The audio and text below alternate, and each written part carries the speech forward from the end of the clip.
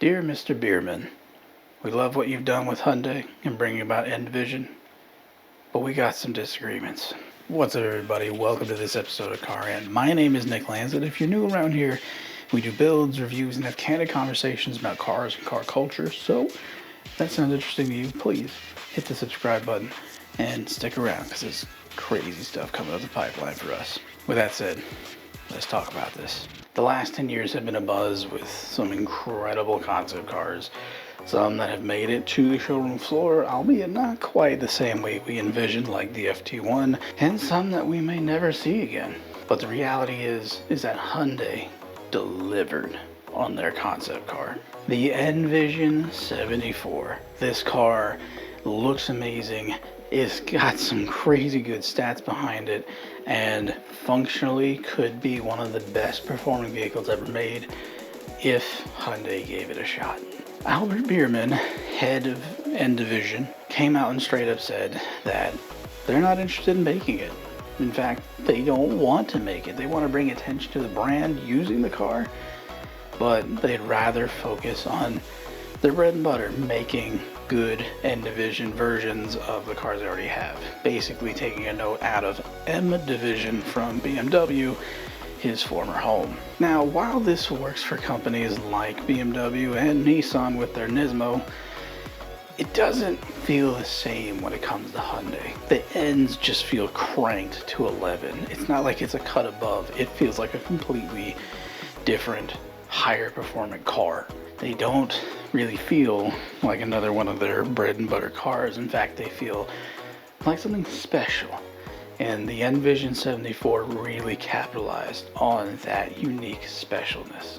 The Envision 74 is a concept car of concept cars. Man, this thing was pimped to the nines, had a 0 to 60 time of 4 seconds, a range of 600 kilometers, which is very good for anything that's electrically powered, and it had the opportunity to run on hydrogen, something that we have talked about on this channel as being one of the best things to happen to the automotive industry if given a chance. And of course, if you look at the styling of this car, it is straight out of cyberpunk, straight out of the 80s, straight out of its own catalog of futuristic cars, and the world fell in love.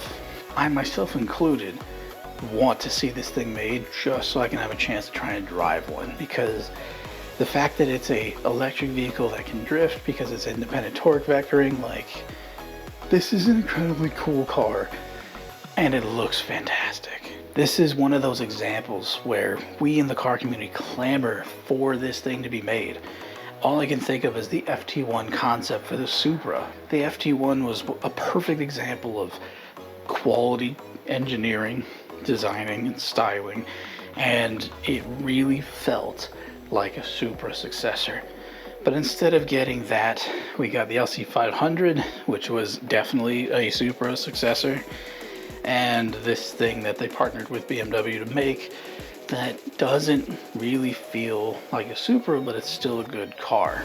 That's not what people want to see happen with the Envision 74.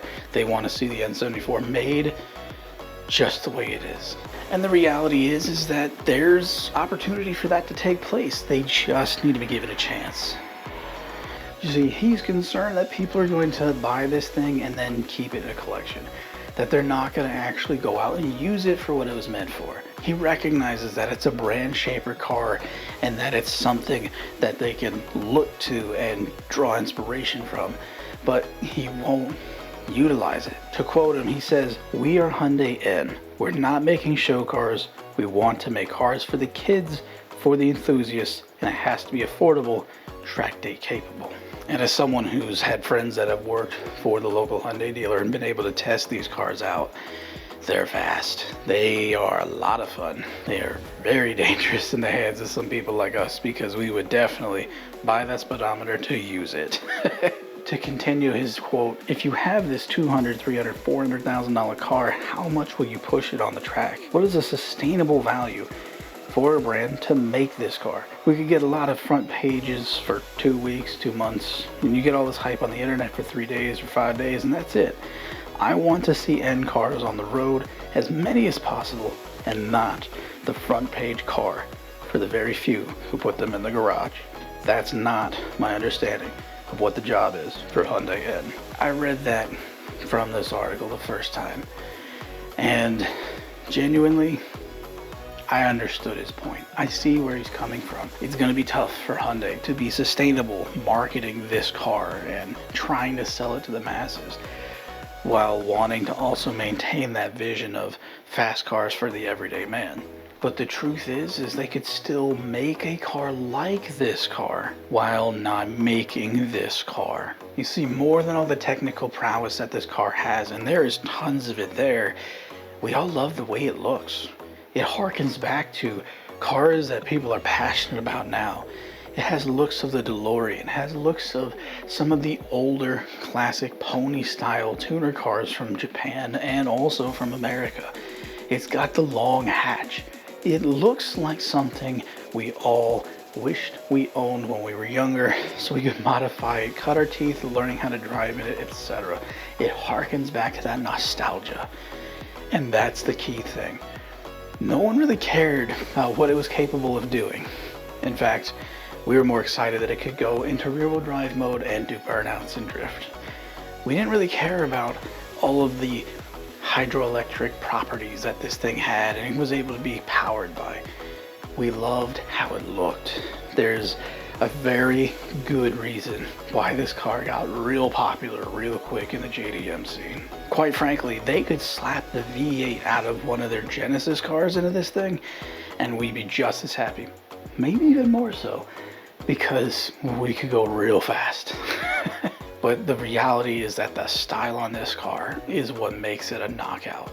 It could be poorly performing and we'd still enjoy it. You wanna know why? Because cars like the GT86 prove that. They're not fast, but they are loved and they are very passionately driven cars.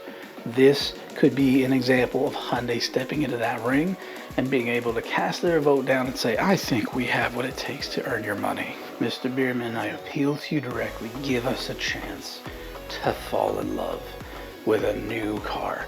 Not just an N version of something you've made, but something uniquely N.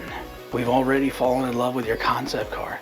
Now take what you've invested in that thing and make something that makes us excited. Maybe someday we'll be able to buy an Envision 74 the way that you had originally built it as a concept. But give us something in the meantime that says we're interested in making you guys proud of us.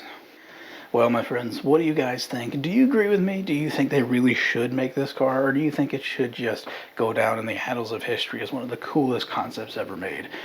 Personally, don't want to see that opportunity wasted, but enough out of me. Let's hear what you have to say. And with that said, I'm going to go join my dog in his little nap here, and we'll see you guys on the next episode. God bless y'all, and peace.